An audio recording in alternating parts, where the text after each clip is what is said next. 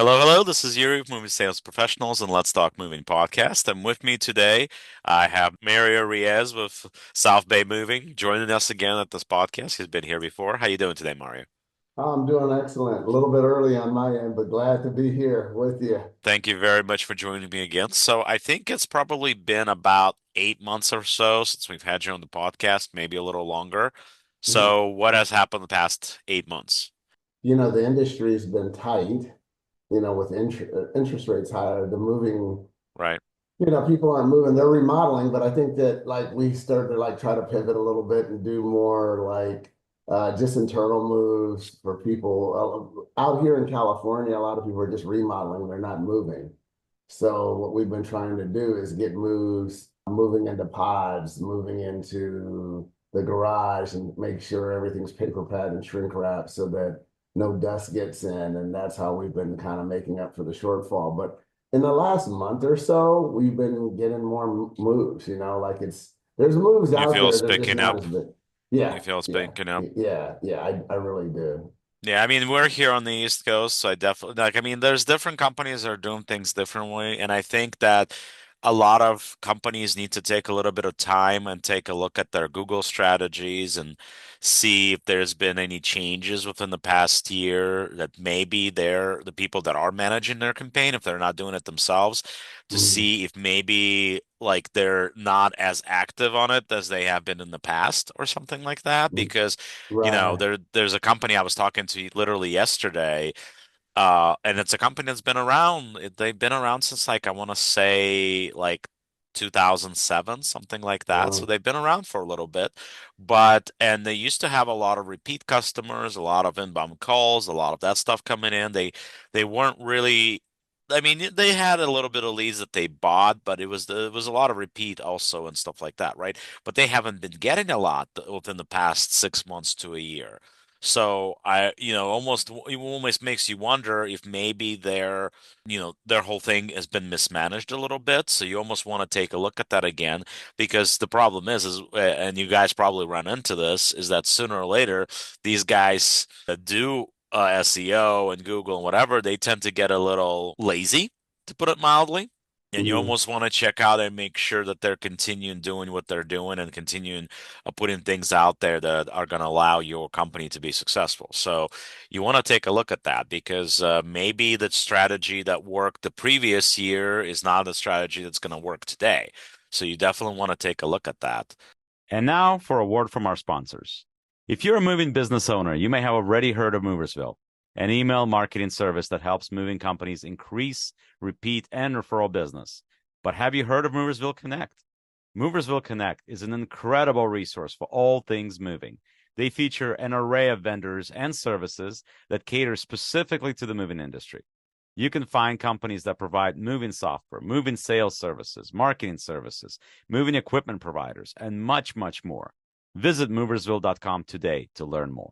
I agree with you. I mean, I think that you have to monitor your SEO strategy. And I'm not an expert at it because, we still do a lot of like government work is our Right. main thing. But learning, like this was a big learning curve here. Like, I mean, in the past, I didn't put as much attention to it because it wasn't my main focus in my business. But this last year and a half, I spent a lot of time on it. And you have to constantly meet with your people and you have to really put in some time or hire someone that definitely knows the algorithms that know the changes that Google may do that like you have to be on top of it. You can't be, oh yeah, set it, it's not set it and forget it. It probably never was like that, but with the economy, good times in the economy, people tend to say, oh, you know what?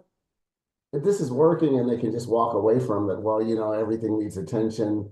I've got a lot of friends in the industry that were out of the business, not necessarily out, but the companies were on automatic and they're Right. back actively in it because of that same reason. So, Right. And the problem is that, even if you do trust your SEO guy, it doesn't mean that you shouldn't be checking in on them now and then and making sure that they're doing what they're supposed to do, because ultimately, like I said, things change. Oh, And if you're not keeping track of it, it's your money. So if your money is not focused in the right direction with this stuff, you may not get in there your money's worth. So you want to make sure, especially today with everything that we've yeah, I had agree with you. with the economy, with the changes, with the tariffs, with whatever else that's going to affect everybody. You know, tariffs outside the country, obviously things are going to be affected with whatever we do here. Obviously, still a lot of movers still get a lot of their packing supplies or what have you outside of US, Hmm. so their pricing may be affected by stuff like that. So maybe you should start looking at local producers that are maybe a little bit more expensive, but at Right, least you it might protect you from a sudden jump if we see one. Of course, all of right. this is like highly subjective. I never make myself a fan of any administration per se, and I certainly don't make myself a fan of Donald. I never said I was. But at the Mm. same time, we're living in this country, and in this country, we're dealing with a pretty strong bureaucracy. Doesn't matter who is in the White House, right? No, Does your company need more creative marketing and ad campaigns to improve traffic and organic leads? Well, Moving Sales Professionals has a solution for you. We have partnered with social media marketing agency that has over 300 million views on their ads and videos across social media, and they have generated over $35 million for their clients over the last 10 years alone. Their services include content creation, social media ads, pay-per-click campaigns, website and funnel development, Google Ads, email marketing campaigns, lead generation, and much, much more. For limited time only, they have discounted rates for their services.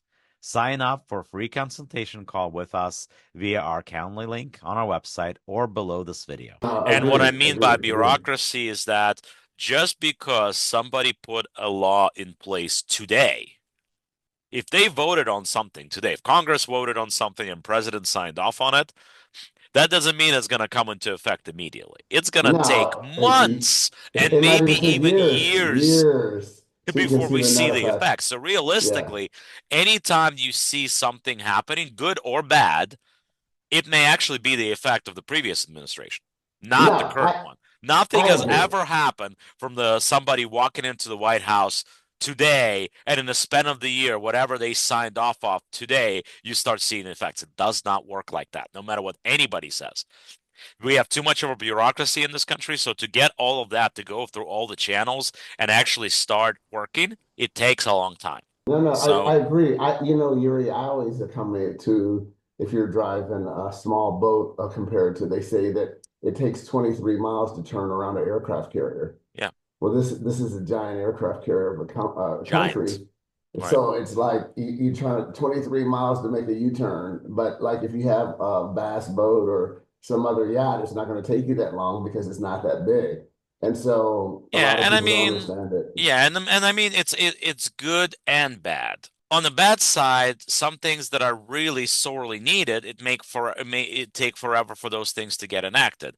But on the flip side, we really need to have that systems of checks and balances because you don't want one group of people to do something that's going to affect the other group of people so much that it's going to put their families and their lives in risk and completely going to change anything in a negative way. So it's like you want to make sure that all the things are checked off, and that's why our country runs the way that it runs. Is it correct? Not correct? I'm not a politician.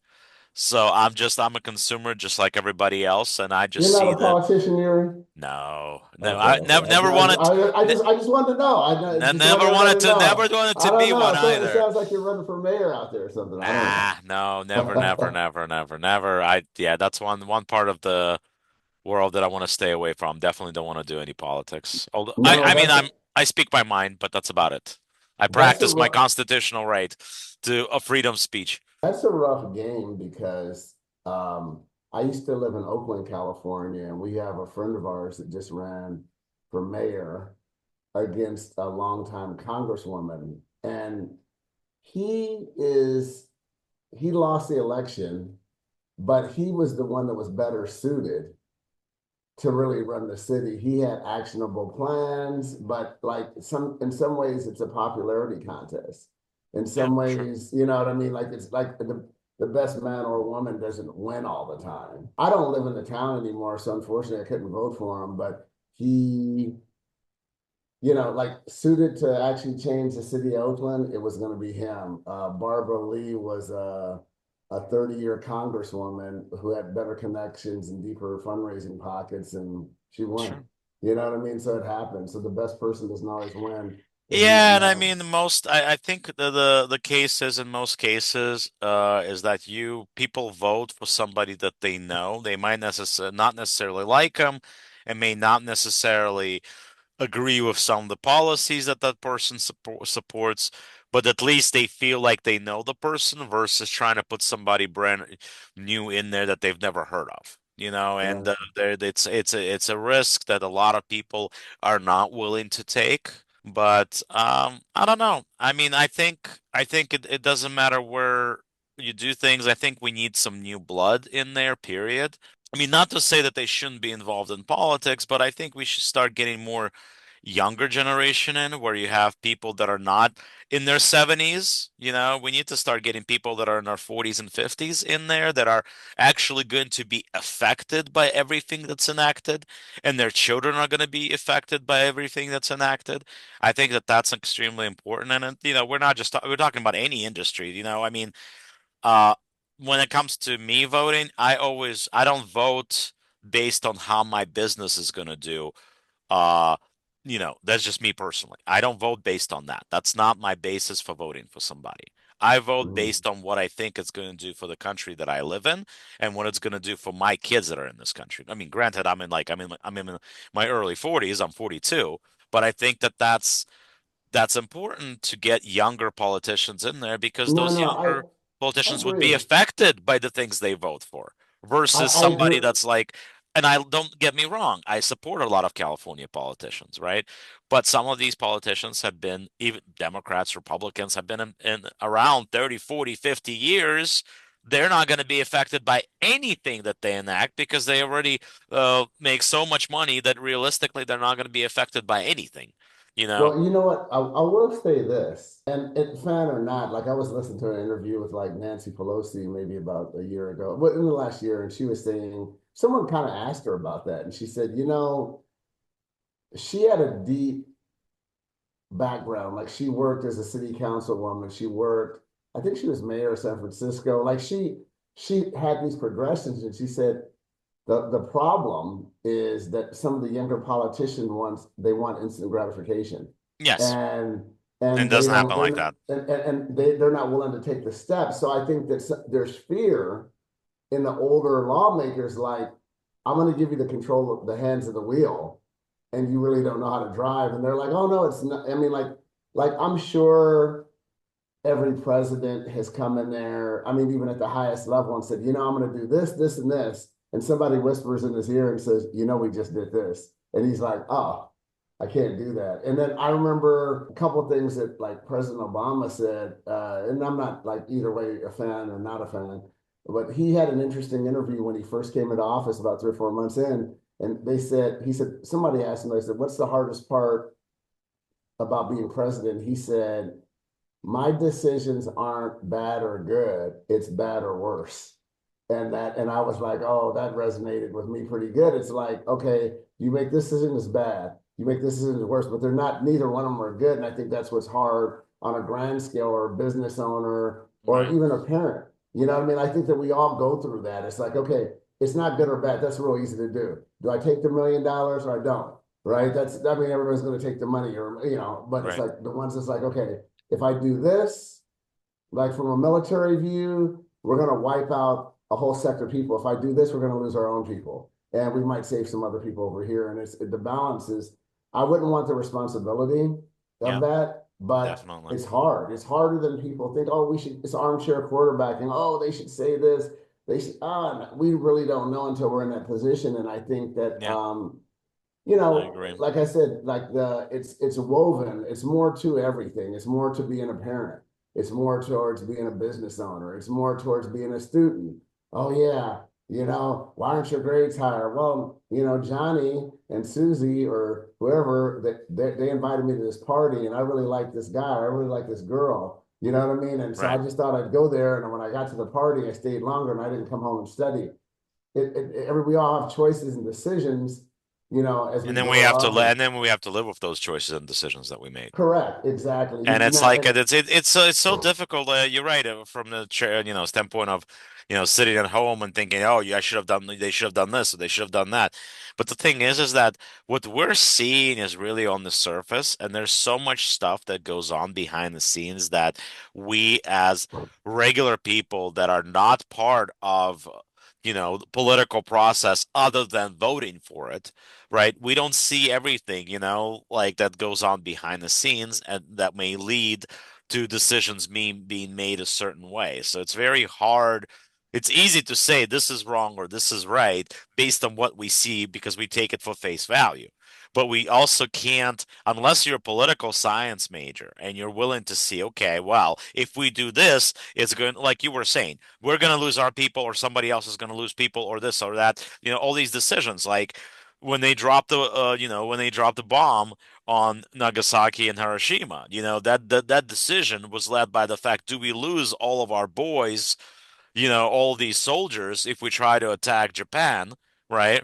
Or do we do this? The war is going to be over. Yeah, there's going to be a lot of dead people and it's going to be bad for a lot of years, but we're going to save potentially million of our soldiers and million families that are going to be affected back home. or a lot of this, Yeah. because it costs money to invade. Of You know course. what I mean? Of course. And the biggest thing you didn't say, there was another part of that. Let me show the world what we got, Yeah, so that they're right? more afraid of us, and there's whatever. And sometimes when somebody has a bazooka up their sleeve, there's you're pulling out a knife is not going to help you. No, Yeah, no, it's almost like Teddy, like I walk softly, but I carry a big stick. When they right. dropped that thing, it was like, we had the big stick. You want to see it? We did it once before. We'll do it again. You know what I mean? So it's Yeah, like, other countries have nuclear weapons, but we are the only ones that we've known of that have actually use it. dropped it. Yeah. So it's like, hey, and sometimes in diplomacy, it's like, we've done it before. Don't think we'll do it again. And I think that, like I said, I wouldn't want to be involved. I mean, like at that level, but everyone Absolutely thinks not. they do.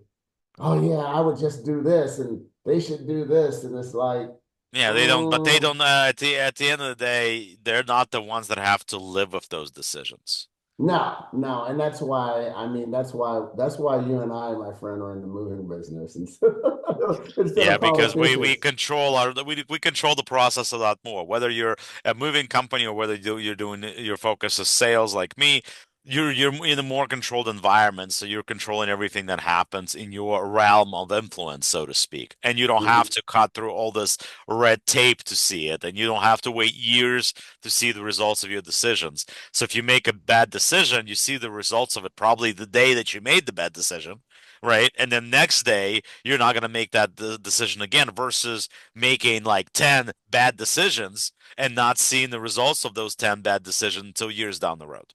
No, no, agreed with you 100%. I couldn't say that. That was very well put. Like I said before, things are different and things will become different. I mean, um, we're just now at the start of AI. I mean, just at the start. But I remember, it's if anybody like this, like everybody likes to fact check, but in 2017, Bill Gates did this interview about the robot tax. Mhm. And during that interview, he said there's every job that's replaced by a robot, that income and tax should be paid by, like, let's just say for instance, they laid off 20 people and that tax was $10,000 per person, Right. that the person that made it should have to pay that tax, and that money should go into, like, I mean, he has ideas on universal income, you know what I mean? Almost like, hey, and then those people need to help out in other places in the country that need help, homeless, whatever. But it was in 2017. If you look it up, it's called the robot tax. Bill Gates, you'll find the interview. But during that interview, this is 2017, so it's 8 years ago. Right. He said 40% of the jobs in America can be automated. Wonder what it's like now. But he said it's such of a disruptor. That's what he said 8 years ago. It's Yeah. such of a disruptor. We're not ready for it. So Yeah. moving fast forward, what do you think it's like now? Gee, that a lot of people can be replaced and a lot of people are going to be replaced, unfortunately. Our industry is going to be our industry for a while because it's going to be a while until, I mean, it's Yeah. out there, but like a robot, maybe not transporting and driving coast to coast because they have the technology now Right. to do that. But like for someone to come in, have the manual dexterity to pack a box, I think we're a ways away from that. Yeah, I think so too. And I agree. It's the same thing with sales part process too, because an AI, a robot can't take an inventory, right? But the AI is not going to be able to, not yet anyway, not going to be able to examine quickly enough what the person says and how the person says it that makes us as people know that they're not telling us something. Between the inflections in their voice that they use, between certain words that they use, between something that like how do we know that somebody's not telling the truth or somebody's withholding information, right? right. That's definitely, I don't know, years, hundreds of years, 20 years, who knows, right? But that stuff is ways off. It's going to be a while before a computer can determine that right there on the call and not, examining the information afterwards, right? I've done some AI demos. A year ago, it was really rugged. Now they're actually a lot better. It's learning fast. The thing about it is, I just believe there's a speed limit with this AI. No one's really talking about it. Like they're because it'll replace so many jobs. And Right. there are stuff that, like I think that a lot of people want to work from home. Yeah. This next thing is like just the world according to Mario. It's not like fact or whatever, but Right. I think that when everybody wanted to stay at home and work, I think that America is not really set up for work from home everybody, and No. they need to stimulate the economy. It's a honeybee economy, meaning that like, hey, even if you're a brown bagger and you always brought your lunch into work, you might have stopped at the corner place, got some gas, and then at the gas station you got a piece of gum, some kind of snack, and that helps stimulate the economy. Well, now that's not happening and it's stagnant. And so, people aren't buying as many clothes because they don't have to, because they're just wearing the same things. They're not going out, they're not wearing their shoes out fast enough. And so Right. they don't have to buy shoes. So I think that it affects everything. And that's why I think the back to work thing is a big push, because and then people that are saying they don't want to go back, they're like, okay, we can get AI to do it. Like we already had it, but we're trying to give you an opportunity. So Right, but the thing is this also too is that, and I can tell you that from doing what I do, and right now I have majority of my people are remote and are working, but having gone through it over the past quite a few years, not everybody, like there are people that are going to be more productive at home than they are when they work in the office. There are correct. people that are going to be just as productive at home as they are in the office. And then there's going to be people that you cannot have outside of office because their productivity is going to go through the floor and they're not going to be as productive. They're going to get distracted and they're not going to be able to focus on work. No, no, So, but then it's how do you determine who goes in and who doesn't? How's it fair? Is it going to be a lawsuit? Oh, uh, you let I Johnny mean, I stay think I in. think there has to be, I mean, and I don't know, maybe some places already have this, but I think you almost have to have like a test period, like when you have somebody first in office to see how what their production, you get to learn, you get to know them better, they get to know you better, right? And what your expectations are. And then let's say you let them work from home for a couple of weeks once you're comfortable enough that they know the information and they're able to do whatever it is that you're asking them to do, right? Uh, and then see how that works out. And if you see that production drops, then you know you need to bring him back in the office and you can't give him that option of working outside, right? But if you see the production goes up, then you know that they can handle that and then, or if the production does stays steady, stays the same as it was in office, then you can give them an option of doing it either way, right? I think that works in a smaller operation, but as a Yeah. mass, like No, as when a it's a mass massive infra, yeah. you got to either say we are or we're not. either we're pregnant or we're not. Like you can't be like, well, I'm a little pregnant. Like it's like Right. because you can't because that costs money to do what you just said. Yeah. A lot of companies don't want to spend the money. I'm not saying they Well, don't yeah, even when you have have it, a but huge operation, when you have 100, 200, 300, 1,000 people working for you, yeah, that's going to be very difficult. It's either, I agree, it's either you this or you're that. It's, you have to figure out what it is that works best for your business, you know? no, no, I agree. I mean, like it's again, we're speaking of our mind and like everybody and all the listeners and viewers out there are going to be different on what they do and what they think. And business owners are going to say, well, I would prefer to do this or I prefer to do that. And that's part of the great country we're from and live in, that everyone has a choice. But I think there's no standardized way. Unfortunately, there is no one size fits all, but then there has to be on a bigger scale. You know what I mean? Right. Like you can't. Right. It's a weird dynamic. I always think. Yeah, we need to adjust, but that's also what makes us different and unique, and that's something that is gonna, no matter how advanced AI will get, that's something that we're gonna have to all work very hard on to get us to that point, because it's gonna be that exact issues that how do we get to that point? I don't think AI is going to get to that point because each one of us is so unique, and there's not like a copycat thing for every one size fits all when it comes to somebody's brain and how their brain works. To a Yeah, I degree, I mean, I'm agree. sure psychologists and what have you will disagree with me, but I think overall we're different, and what makes us unique is just, the way that we think about things, and the way that we approach. Not to say that there aren't other people out there like you, but at the same time, if you are at the top of your profession, Hmm. there's probably very few people that are on the same level as you. No, And I that's agree with you. reality. And that's No, no, reality. no, no, no, no. I think that's 100% sure. But it's it's that balance between being knowledgeable, being arrogant. You know what I mean? Like it's one of those things that we even started to talk about. It's like you have to go a direction.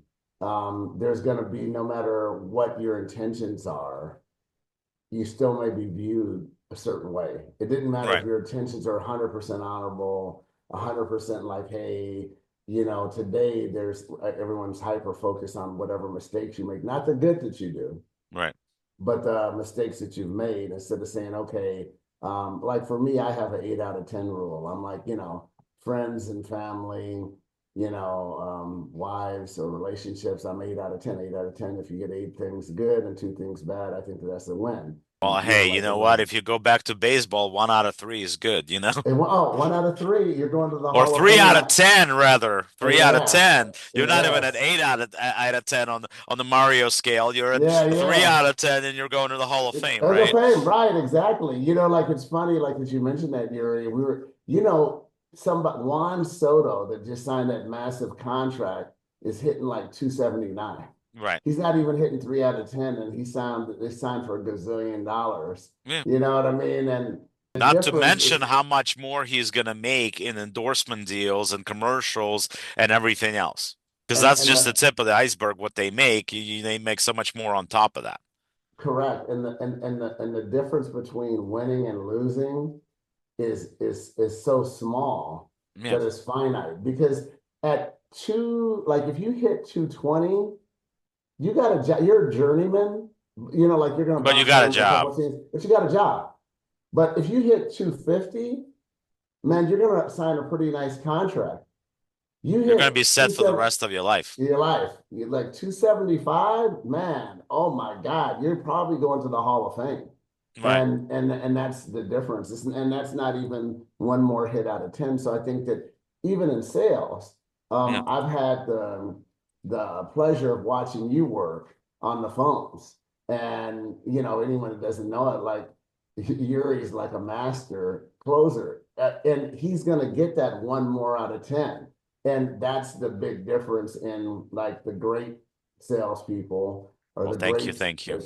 the great I um think for those people that are great in sales, I think it's a natural thing. Like for me, If you asked me, 10, 15 years, well, not 10 at this point, but if you asked me 15 years ago, I would have told you that I'm good at sales, but I hate it, right? Right. Today, I can with certainty tell you I love what I do. I enjoy my job. I enjoy the whole part of the process. I enjoy the chase because at this point, I've accepted the fact that I'm very good at what I do, and I've also realized the fact that there aren't many people out there that are as good as I am. And I'm not just trying to say that to toot my own horn. It's the fact that it's the same thing about any profession. You have people at the top of the profession that are able to make the big bucks, and the other people listen to them and they go like, "Oh my God, how did you do this?" Right? And for people like that, and I would like to think that I'm in that category today, right? But like it just feels natural. It doesn't feel like you're doing anything exceptional. It feels But like, okay, but you know what though, Yuri, you have to part of that comes from accepting who you are. A lot of people are they're not accepting on who they are. They're like, they're like they want to play center in the NBA and they're like 5'3", and it's like, okay, right, you know what I mean? Like, hey, like this is like what other talents do you have? No, well, I don't like that. I want to play a senator. It's like, you're not, that's not you. You know what I mean? Maybe you can do X, Y, Z. You know what I mean? Like that's, and I right. think that we live in So a society today of an encouragement, like, hey, you can do anything.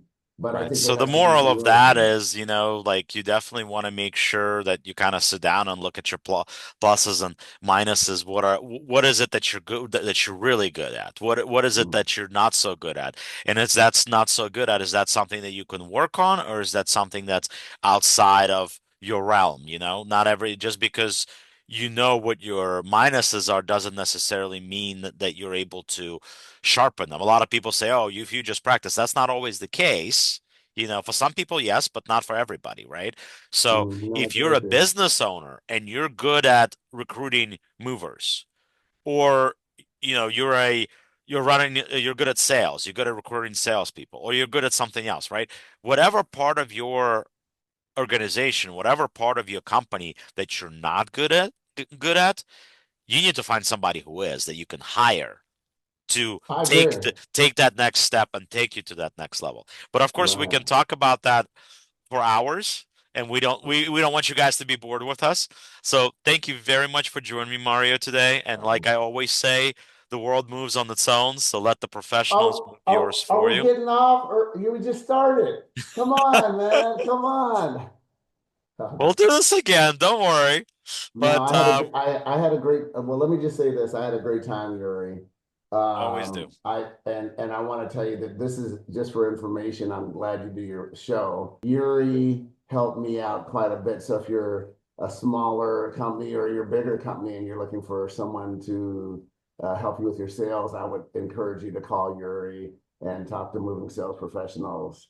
He's always been a great guy outside of work, inside of work, and we've developed over the years, we've developed a friendship. When I've come into the DC metro area, I always try to come and see him. Came to see one of his sons practice. He's a good guy and a good guy to deal with. So we have a great relationship. I hope it continues. And I'm glad you had me on the show. Well, thank you so much. I really appreciate it. I always love having you on. And yeah, it's been a pleasure. Yeah, we've known each other for a long time now, and yeah, it's always good to catch up. So I hope you catch up with me next time you're in the area. I will. All All right. right. So guys, like I always say, the world moves on its own, so let the professionals move yours for you. Thank you very much for joining us, and we'll talk again soon.